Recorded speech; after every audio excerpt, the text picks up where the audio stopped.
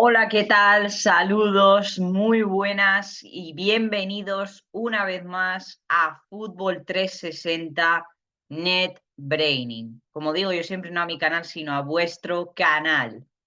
Bueno, pues hoy vamos con un vídeo de fútbol retro que era una sección que entre el especial del Mirandés, la Fórmula 1, el Gran Premio de Barcelona, teníamos un poco olvidada, pero ya volvemos con México 86, un mundial inolvidable, un mundial que ha conseguido quedar en la retina de todos, aun de la gente que no lo hemos visto. Eh, por muchas cosas, aparte de por la mano de Dios, que también hablaremos de ello, de todas formas, y de cómo juega de cómo jugaba la Argentina de Bilardo. Pero bueno, pues vamos a empezar un poco porque México 86 fue el Mundial de la Transición, ¿no? Sí, aquí está, aquí está. En el Mundial de México 86 vivimos una transición no solo generacional, ya que, por ejemplo, las etapas de Pelé, Sócrates, em, por ejemplo, también de Argentina. En Argentina también acababa una etapa floreciente del fútbol y empezaba otra. ¿Vale? Acababa la etapa de los del 78 y empezaba la etapa de los Maradona, Burruchaga, etc, etc. Sino también a nivel de juego, ya que aquí ya empezaríamos a ver los primeros sistemas innovadores, un poco quizá también rudimentarios, por ejemplo, Inglaterra con un 4-1-4-1, em, pero con la línea de mediocampistas más atrasada, es decir, veíamos ya los primeros pasitos de los sistemas de juego avanzados, pero obviamente para lo que había en la época, pues un poco también atrasados quizá o adaptados a, digamos, al escenario y a la época futbolística que se vivía, ¿no? Con jugadores totalmente innovadores en la escena como Maradona, Careca o Burruchaga. Es decir, empezábamos ya a vislumbrar grandes nombres, empezábamos a vislumbrar una nueva generación del mundo del fútbol, ¿no? Digamos que el fútbol atravesaba una época de renovación, es decir, eh, tuvo su época de crisis, pues, por ejemplo, en la época de principios de los 80, pero en el 86 cambió todo cuando vimos en escena pues, Maradona, Careca, Burruchaga, pero es que también os puedo decir nombres como Emilio Butragueño, Jean-Marie Pfaff, el grandísimo portero belga. Es decir, empezábamos a ver un cambio generacional, un cambio matriz, digamos, en lo que era el mundo del fútbol, ¿vale? Empezábamos a ver jugadores más disfrutones, empezábamos a ver también, eh, digamos, menos,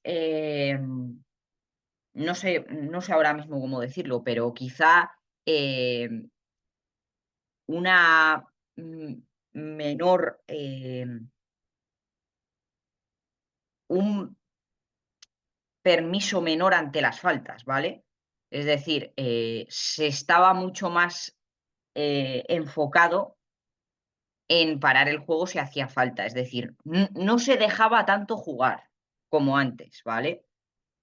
Bien, ahora vamos con un mundial rompedor, un mundial que salía completamente de los esquemas, principalmente por esta selección, por la selección de Bélgica que nos dejó grandes momentos, ¿no? Nos dejó grandes momentos como por ejemplo la tanda de penaltis en la que tristemente España pierde con una grandísima tanda de Jean-Marie Pfaff, ¿vale? Nos deja también un sistema de juego que en esa época no se llevaba mucho, que era el 4-4-2, ¿vale? Que también lo jugaba España de todas formas, pero que de España hablaremos en otro momento, ¿vale? ¿Por qué decimos que es un mundial rompedor? Porque es un mundial que nos dejó grandes momentos, desde el póker de Emilio Butragueño a Dinamarca hasta la irrupción por primera vez de Bélgica en fases finales. Recordar también que Bélgica solo había jugado un mundial hasta esa fecha, que fue el de España 82, y se fue eliminada en fase de grupos. Es decir, era el segundo mundial que jugaba Bélgica y ya estaba en una semifinal, ¿vale?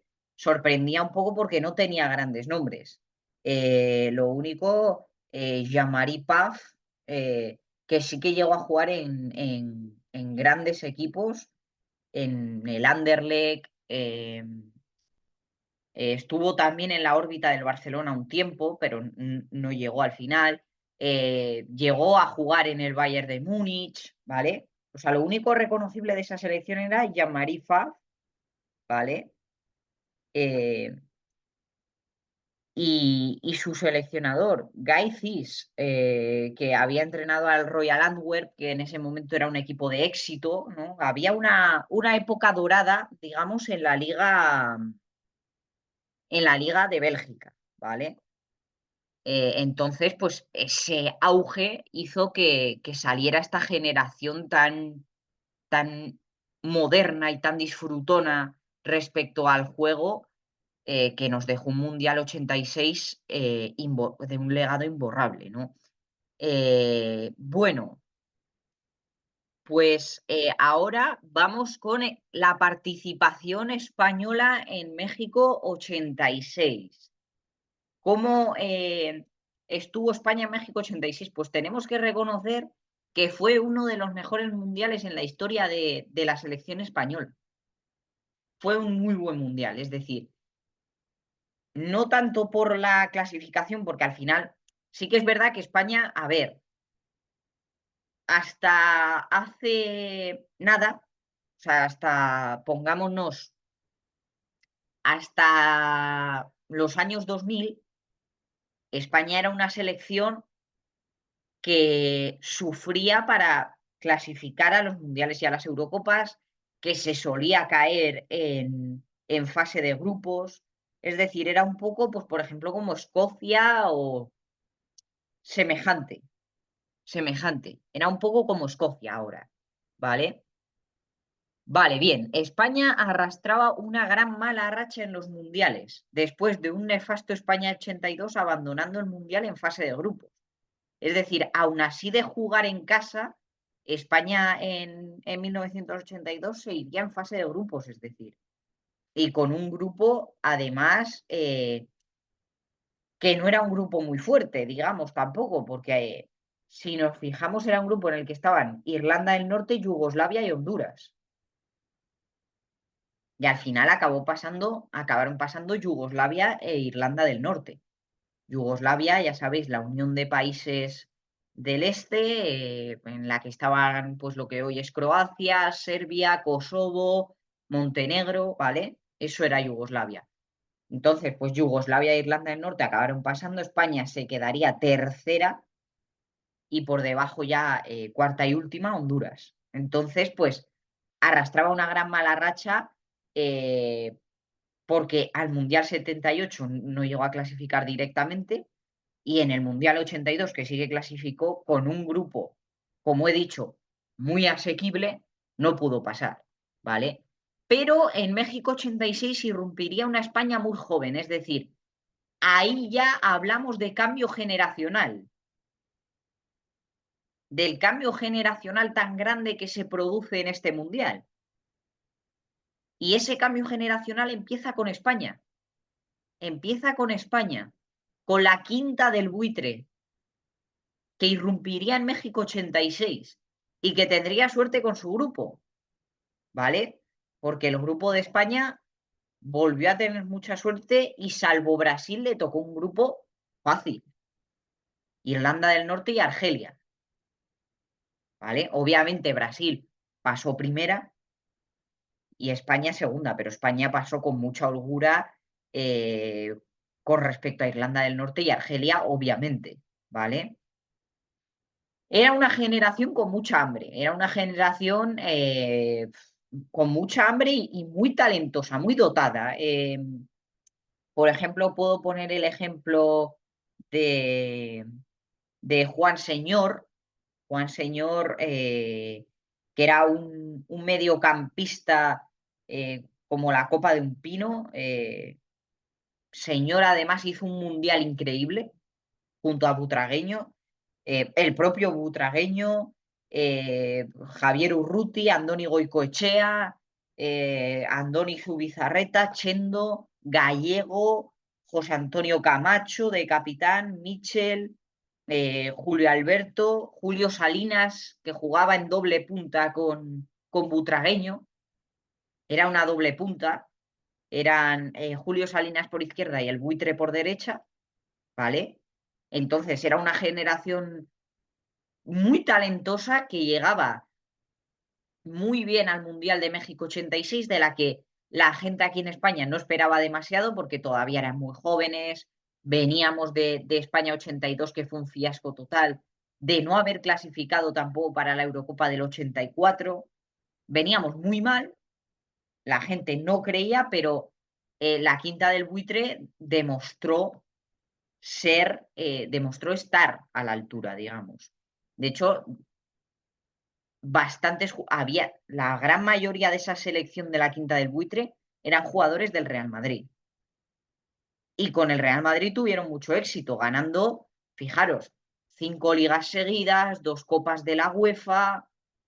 Hubo gente como de esa época, como Chendo o José Antonio Camacho, que consiguieron ganar la Champions años después, ¿vale? Con el gol de Mijatovic. Es decir, fue una generación dorada en la que el Madrid estaba atravesando también una muy mala época. O sea, es decir, la selección española y el Madrid estaban un poco en decadencia, por así decirlo, ¿no? Y, joder, y pasaban y atravesaban una época muy mala, realmente mala. Claro, el Madrid en Europa no era favorito a nada, aun enfrentándose, fijaros, al Sturm Graz, equipo de Suiza, tampoco le daban como favorito. Pues ellos consiguieron que en la Champions 87-88 el Real Madrid fuese temido en Europa, que el Real Madrid fuese realmente por una vez favorito en Europa. Ellos fueron parte de lo que ha sido el Real Madrid hoy. Sin esa transición no hubiésemos sido nada. También hay que reconocer que teníamos en el banquillo a un maestro como fue Miguel Muñoz, que, que Miguel Muñoz ha sido un entrenador chapó, fijaros. Ha ganado 5 Champions con el Real Madrid, eh, estuvo en el Granada, en Las Palmas, en el Sevilla, con el que consiguió un ascenso a Primera División, y luego con España, pues con la que consiguió hacer muy buenos torneos. Es decir, hacer una buena Eurocopa del 89 y hacer un buen Mundial de México 86. De hecho, se retiraría como seleccionador español. Pero bueno, pues como hemos dicho, España pasaría como segunda clasificada y ganaría 1-5 a Dinamarca, con un butragueño en plena forma, ¿vale? Butragueño en ese partido metió un póker, 4 goles a Dinamarca. Dinamarca no era una mala selección, al revés. Dinamarca era una de las grandes favoritas a llegar lejos en ese mundial. Y Butragueño, de los 5 goles que metió España, les metió 4. Un póker, en un partido perfecto de España. Y cuando digo perfecto, no es que exagere, es que fue un partido perfecto, absolutamente bestial. Os recomiendo que os lo veáis y de todas formas os lo voy a dejar aquí abajo el enlace en la cajita de comentarios, para que os podáis dirigir aquí en YouTube a ese partido, porque hay un canal que tiene el partido completo y os recomiendo que os lo veáis porque hay que reconocer que es un partido muy de Miguel Muñoz, muy de ese 4-4-2 rudimentario que le caracterizaba, pero que también le venía para explotar el talento de esta selección. Como os vuelvo a decir, Miguel Muñoz era un maestro. Si queréis, hacemos un vídeo de fútbol retro hablando de él. ¿Vale? Y como os he dicho antes, ya se empezaban a ver las primeras modificaciones a sistemas un poco más sofisticados, ¿vale? Aunque, pues España tendría la mala fortuna de caer ante Bélgica a penaltis por 4-5.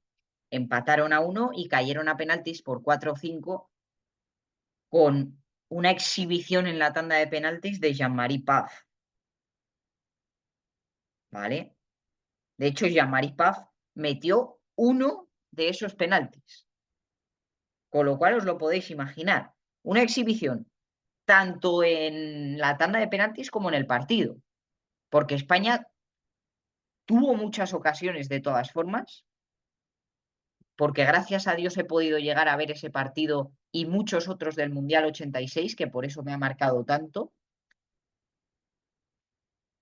Entonces, pues Jean-Marie Paz fue el culpable de que esta España no pudiese soñar más, pero hay que reconocer que era una España que nos regaló años muy dorados en una época muy oscura del fútbol español, gracias a Miguel Muñoz, al maestro, gracias a Zubizarreta, que era un baluarte en portería, gracias a Emilio Butragueño y a, y a Julio Salinas, que tenían la magia.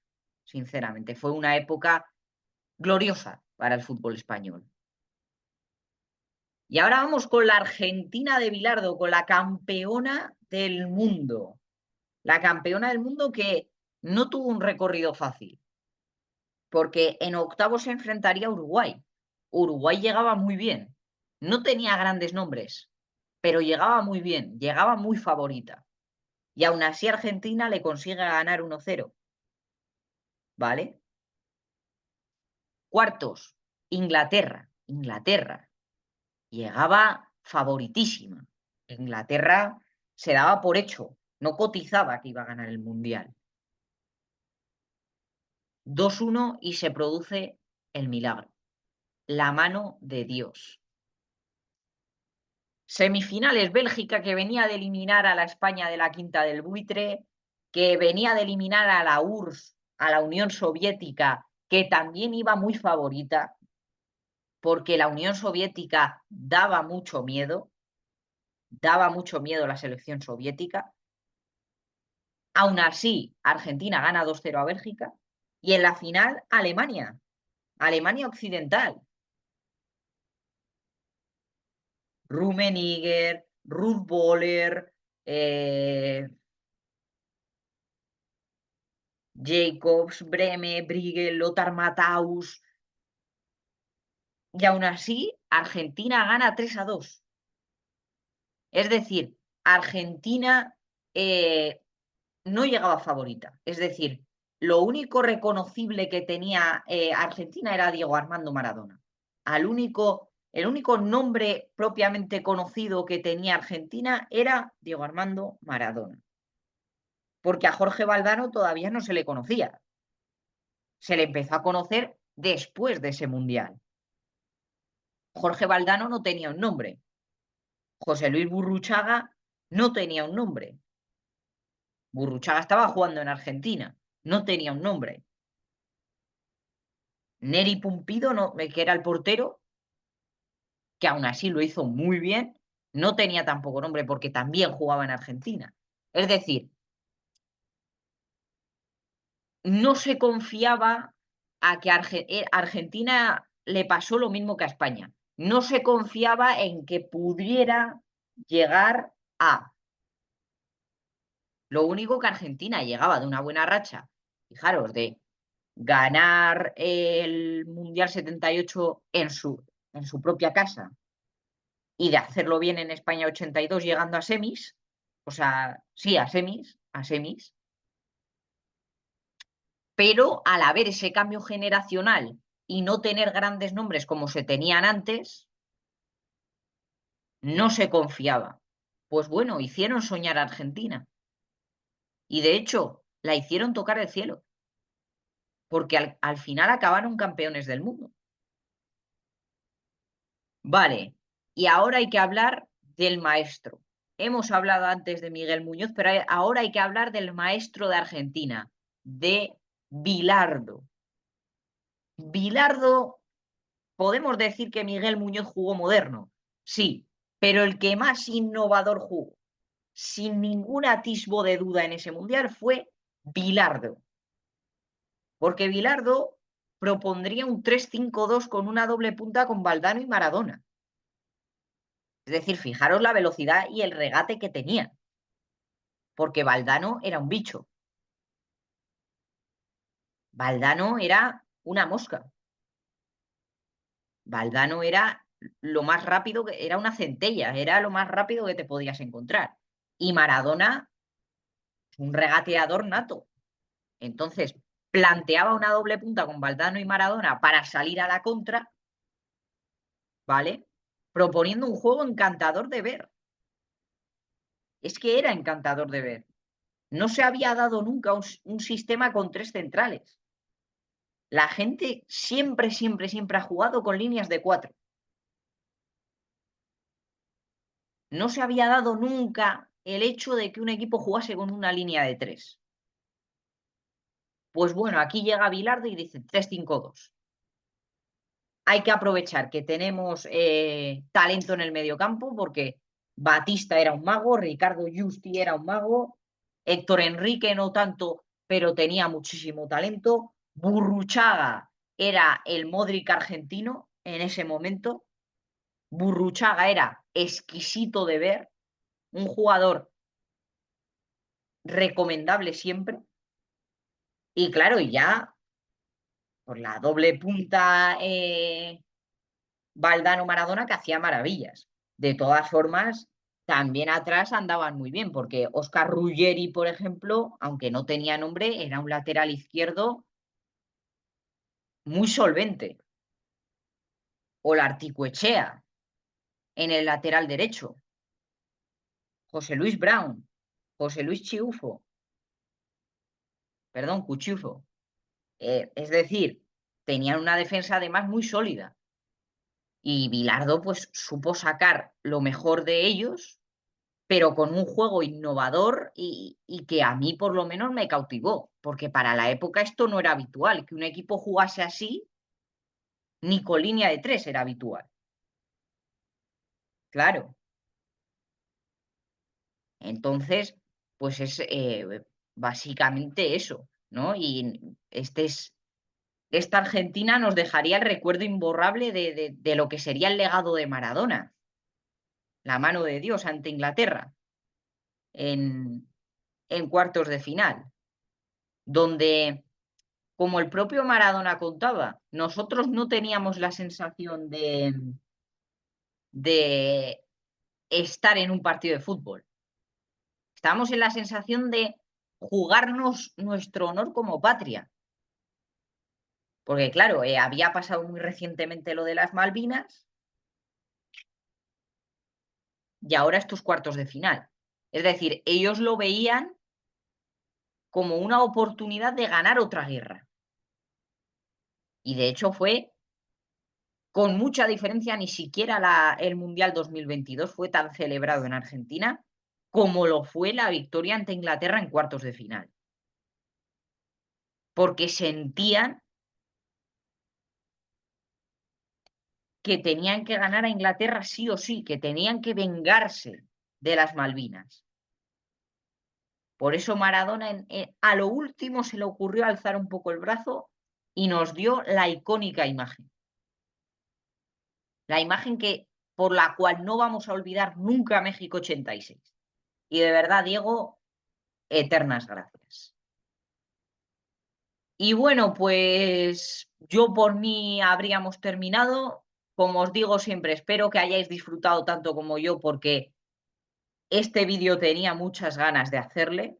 Os lo digo de verdad, tenía muchas ganas de hablar sobre México 86, ya que es un mundial que yo no he podido vivir, pero del que afortunadamente, gracias a Internet, a este maravilloso mundo de Internet, he podido ver bastantes partidos y, y es un mundial que ha podido quedar en mi recuerdo, aún no habiéndolo visto en in situ.